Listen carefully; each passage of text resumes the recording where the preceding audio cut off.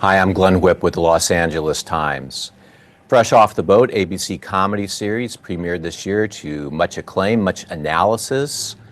Tells a story, it's based on memoir, Eddie Huang's story of growing up in the suburbs of Orlando, Florida. And joining us today, Constance Wu, who plays the wonderful mother, loving wife, confused woman, I don't know.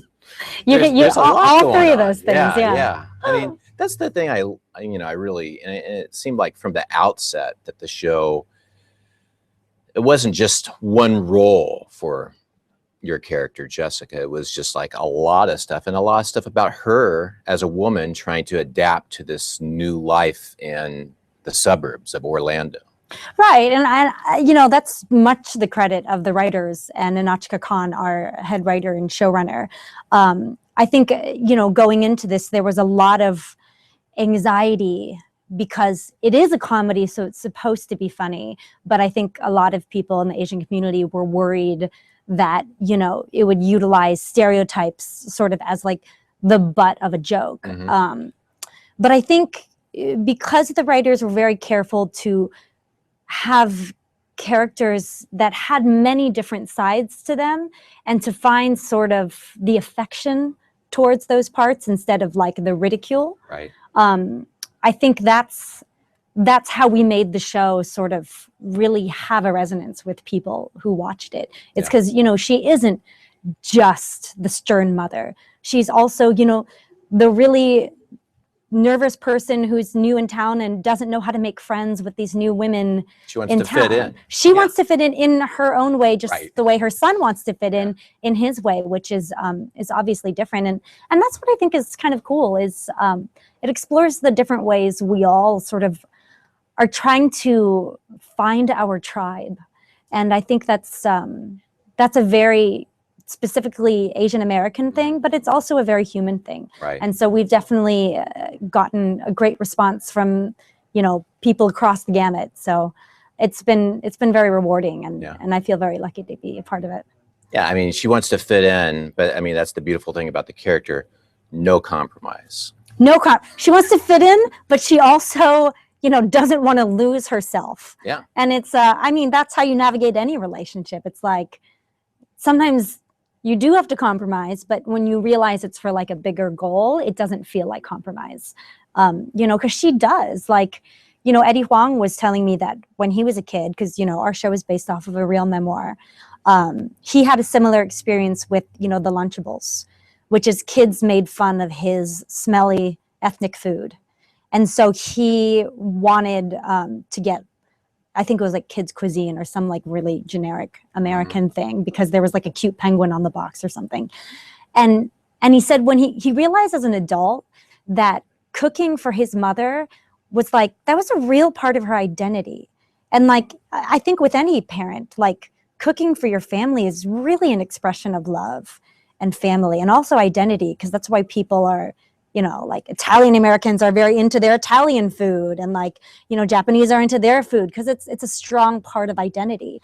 And he realized when he was older writing that book that for her to listen to her son say, "I don't want your food, I want Lunchables," and to and to probably killed her inside, but she did it because she understood that this is his journey, not hers. And let me try it out. And it's funny because now, when he was a kid, it was probably like, let me have Lunchables, let me have mac and cheese. But now he's a chef of, the restaurant Bauhaus, where he really is like touting Asian cuisine. Right. But I think like any kid, you sort of have to like get your rebellion out there in order to sort of come back to your roots in a new appreciative way. But yeah, when you're having friends over for the night and mom's making pork bone stew. It's embarrassing. It's like, can we just get pizza or So it's a lot. I mean, because you want to fit in. You don't want kids to think, your friends to think you're weird. I mean, that's a constant of that age. Just please don't embarrass me. Yeah. So I mean, and that makes for great comedy on the show. Yeah. So we were talking just a little bit. We started to. about your background in comedy, which not a whole lot coming into this show, right? No, not a whole lot. I mean, I personally think in my real life, I'm very funny. I'm one of few of my friends who actually thinks that. Yeah. But, you know, I think for so long in my acting career, when I was going in for comedic auditions, I was trying so hard to be funny. And that, I think the striving for funniness, at least for myself, can be kind of cloying and feels a little false. And so, you know, I studied other comedians, and not necessarily what they did, but I would watch them. Like I was saying, Fred Armisen in Portlandia, like I watched him a lot when I got this show. And instead of watching what he did, because you don't want to emulate somebody, I watched why what he did worked. And often when I was watching these comedic actors, the reason what they were doing was working is because they made it very true to themselves. And they had, you know, good writing that was funny anyway. So if you could find a way to make a funny situation and a funny line true, then it's funny. You don't have to gild the lily. You don't have to do, you know, anything more with it. You don't have to, you know, yeah. Yeah. I mean, unless that's your style, which I don't think, I don't think works very well on me. Yeah, but with this show, there's so many great little specific notes that, yeah, if you just play the situation as written, truthfully, yeah, it's, I mean, and then, I mean, but your timing too is really good. Oh, thank you. Is that something that kind of came naturally to you? You say you're naturally funny, so you have I'm the only one who says that. I see some people nodding off over here. But I pay them to nod at me. Okay. You know? Okay. But see, actually, that wasn't so bad. That was I think I'm getting better, you know? Yeah. You know, I think timing, you know, when I get in character, it's all a part of the rhythm of the character. And I think a big part of Jessica's humor is that she doesn't fit in. And that's not just, you know, the facts about her, the fact that she is Asian, she has different food, but that's also the way she carries herself, her view about the world. And I think that informs the timing.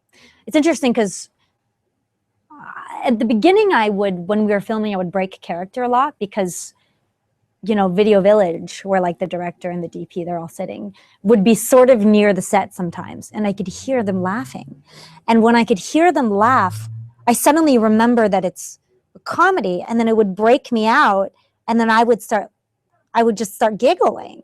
But so they started having to put Video Village away from me because I treat it like a drama, because that's what makes it funny. So you know, in my laser focus, like when I'm in a scene, if there's something that makes me realize that I'm supposed to be funny, like it just brings me out of it. So that's one thing they kind of had to be aware of, is moving Video Village so I couldn't hear the laughter, because I don't want to hear it. Like, because for Jessica, this is important. And, you know, for me as an actor, it's important that I get that across about her. Does Randall Park make you break too? I mean, I would imagine working with him some. It does. He doesn't make me break as much, actually. Because he's in character too, and he's playing the. Yeah. Or he's just not very funny. He's just not funny. Randall, just kidding. He's coming in next week. I'll pass this on. You could tell him I said, you know, he's really got to work on that comedy. Like, you know. I think it's because, like, in our characters' relationship, I'm the dominant sort of, and he's more the submissive. And so I think it's easier for me not to break. Whereas, like, when I have scenes with the woman playing Grandma, Lucille Song, she is very much her own dominant woman, you know? And so sometimes I definitely break with her because she's fierce. But yeah, I'm getting better. I'm not breaking character. I just love that your character, Jessica's favorite movie is Caddyshack. Oh yeah, I had to watch that to study for that episode. Really, to get like the Rodney Dangerfield line. What was the line that you? Hey everybody, we're all gonna get laid. Is that Rodney Dangerfield? Yes. Yeah. So it was very good. Yeah. And then the reason it's her favorite movie is what was it? There's so much yelling. So much yelling, so So good. So much yelling. That's Yeah. like the reason that that movie would connect with her, as the anger in it. Yeah, Yeah. I know. I think she has a point. I think anger and like controversy is a way into intimacy because it's not all polite, and I think it's honestly a lot of it is her way. And you even see with the real Eddie Huang, a lot of the stuff he's saying has been very inflammatory, but that's his way of like being real and stumbling and figuring stuff out, and like not being afraid to like mess up and be very human and not always say the right thing, but like learn from it. And I think that's why people like him and relate to him, because he's not perfect. He's a guy who's like has something that means a lot to him, and he's trying to figure out the best way, the most authentic way to be himself in the world, in this new medium of network television, And for somebody so new, I could say it's myself. For somebody so new, I've never done a network show before this besides like a guest star on Law and Order. It's definitely it's a period of adjustment, and so just the scrutiny and the it's just not just the scrutiny. I think as an actor especially, you get used to that because you put your work out there, even if it's not on the air. Even you put your heart out there every time you go into a casting office and they're like, she's too short, and you're like, but this is my very self I'm giving you, and it's not enough, so it's not necessarily that, it's just it's your expectations of the system and how they're different. We all sort of like in our lives, I think, sort of show our Facebook highlight reel, which doesn't really show the behind the scenes gritty cogs of it, which I understand why, because we're tremendously lucky to be in this industry. You certainly don't want to complain, but I think you can go into it with a certain romanticized idea of what it's going to be, and a lot of it is moving parts that you have to navigate, and figure out how to do it sort of gracefully, but like still standing up for what you believe in. And that's it's been a hard path for me to travel. Have you talked to Eddie recently? We seems to go through cycles in terms of we text a lot about the show. We text. He lives in Malibu, so I live in Silver Lake, and it's easier to get to New York from where I live. That's true. Than it is to go to Malibu. So we don't actually like. You could meet in the middle. You could meet, Yeah. Well, mostly he tells me like when his mom, who is the real life woman I'm portraying, when his mom says really nice things about me and the show, which is really nice to hear because, when you're playing a real person, you certainly want to do right by them. You spent time with her, right? I did. Yeah. I went down to her home in Orlando. I cooked with her, spent a weekend with her. Pork bone stew? No, we made mapo tofu, which is a very Taiwanese dish. Yeah. Really, really good. So you cooked together and just kind of got well, I guess we attempted to cook together. It was more like me trying to cook and then her seeing that I was doing it wrong and just like pushing me away and being like, this is how you do it. And I'm like, okay, yeah. So you were an apprentice, Yes. And she was also kind enough to, when we did the pilot, she recorded herself on video speaking all of my lines. So I could really, obviously I didn't always deliver them in her mannerisms, not all of them, but to really study her accent, which, as an immigrants have accents. So I wanted to make sure I got her very specifically Taiwanese accent sort of right. And it was she didn't have to do that, but she did. And it was. So that was really helpful and for that. Yeah, it was very helpful. Accents are when I was in drama school, speech class is one of the most tumultuous classes because you have a teacher telling you, your name's not Constance, it's Constance. They're telling you something about yourself is like not right. And so it can be a sensitive subject for somebody to sort of like recognize that they have it and then like make a video of themselves so that you can get it, right. That's very helpful and meaningful that she did that for me. And have you talked to her since the show, or is just Eddie's passing along? It's Eddie's passing along. I think good things. Yeah, anybody who I was going to say has a Chinese mother, but has a mother, you know, I think Right. sometimes knows that like, if that mom has your email, you know, you might just get like, send along this love note of like how you're such a blessing to 8 other people or you will die, you know. So I think Eddie wanted to spare me from, you know, so she doesn't have my contact info. It's best to have like a little barrier, filter. Yeah, filter. Yeah. It's a good filter.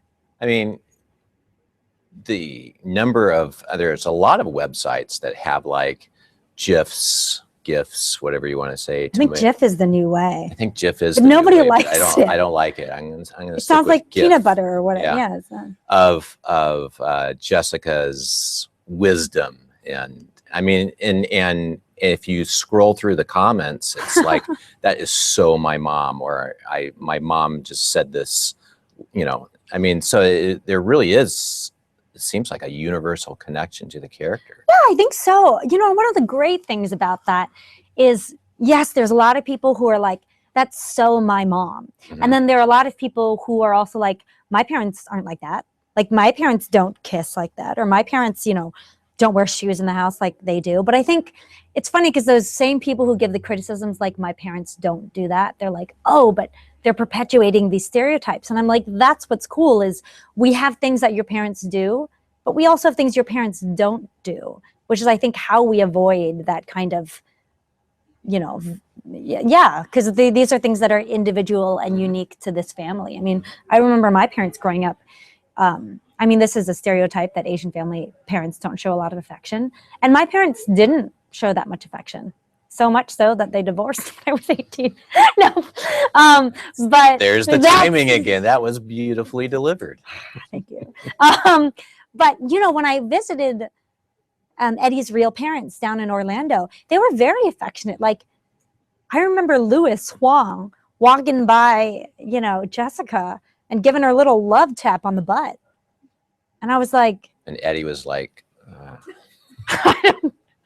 I think he was in the backyard, like smoking some ribs, you know, they've got that big green egg. Smoking ribs or smoking, okay, never mind. Simultaneous, either one, all something smoking.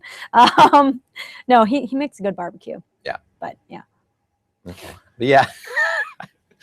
So, I mean, and that's the crazy thing about this show. I mean, when you make a comedy, when you have a show, in its first year, I mean, you're really trying to find a voice. You're really trying to find the characters.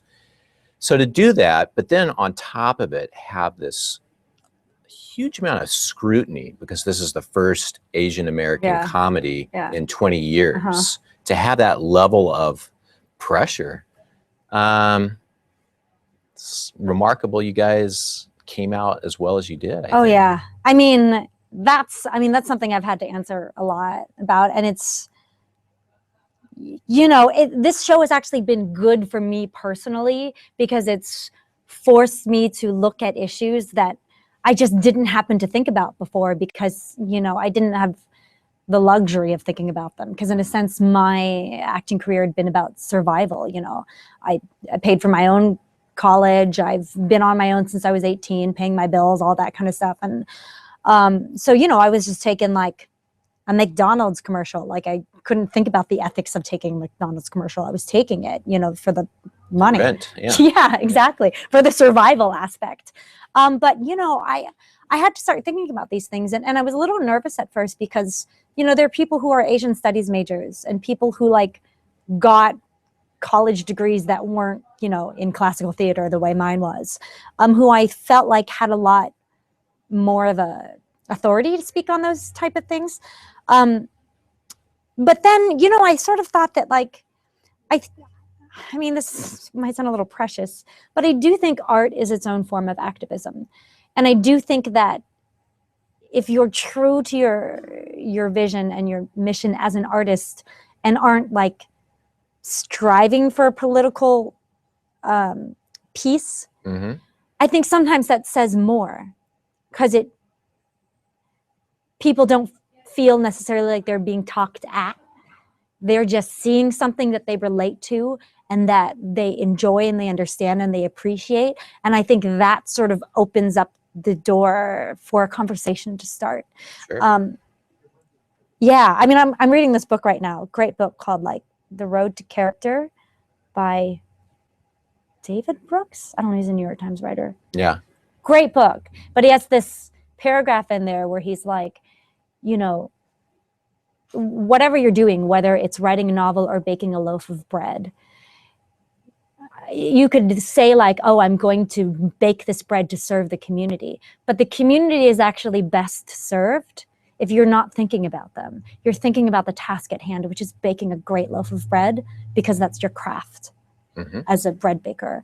And I think that's how I tried to approach the show. I heard a lot of noise. Obviously, it's a big thing. It was there. But like, in order for me to do right by them, I had to do right by my work. And of course, there are some people who I'm sure don't think I did. But, you know, dumb people exist. Yeah. Sorry, I'm totally kidding. That's, I don't know if that would have, if that joke worked. It worked. Was it okay? Again, timing right there. Right. I pay them to laugh at me. So, you mentioned Facebook. I'll just, we'll leave on a less serious note. Okay. Your Instagram account. Mm-hmm. A lot of pictures of rabbits. I mean, adorable pictures of rabbits. One specific rabbit. Oh, it's just one? Yeah. Okay. My rabbit. Her name is Lida Rose. She's named after a song in The Music Man, which is the first play I ever did as a kid. I was a child of River City. And yeah, I really love rabbits. I've always loved rabbits. And it stands up on its haunches. Is yes. that right? It's so cute. Yes, and she's very affectionate. She likes to cuddle. Like if you lie down on the floor, she'll just come straight up to you and like nestle right there and then start like licking your face. Is that unusual for a rabbit? Because I've always heard rabbit, maybe it's just guinea pigs. I've known people who have that just awful pet. Why would you have it? You know? I don't know much about guinea pigs, but I know with rabbits, like, you know, they can be litter trained like a cat. So it's very easy to, you know, take care of them. And, you know, we think a lot of people, when they think of rabbits, they think of these like caged rabbits that are in like a preschool room or something like that. And, you know, rabbits actually aren't supposed to be in cages. They're supposed to be free roaming. And I think also when they grow up in a setting, when they're young baby rabbits and they're around kids, and, you know, kids can be mean to pets. I think it teaches the rabbit to be a little scared that like humans are picking at it. Whereas if you raise a rabbit correctly, in a way that it trusts humans, then it's very, very affectionate. So what's this rabbit doing right now? Like you say, free roaming. Probably eating hay. Free roaming. So it's like where? She free roams my room. Okay. Yeah. And you got a little hay. I have diet should be like 70% hay. Okay. I know a lot about rabbits. It sounds like it. It sounds like you're an expert. We'll bring you back for like a rabbit chat. Yeah, exactly. Some people have asked me, like, if you weren't an actor, what would you be? I was like, oh, well, I would obviously open up a rabbit sanctuary on a ranch in Colorado. Obviously. Yeah. What else would you be doing? Rabbit wrangler. You could do that, you know. Yeah. If this doesn't work out. Yeah, your career seems to be on a nice upward trajectory, but you know, they have all those animal wranglers. You could just specialize in rabbits. I'd be like a show mom, but for rabbits. Yeah. Thank you so much for coming in. Thank you very much. Yeah. It was a pleasure. It's great talking to you. Thank you. Bye. Are we saying bye now? Oh, we are, to that camera right there. We'll say for more of these conversations, please go to latimes.com, click on entertainment calendar, and click on television. You'll find a lot of them. Thanks. Thank you. Bye.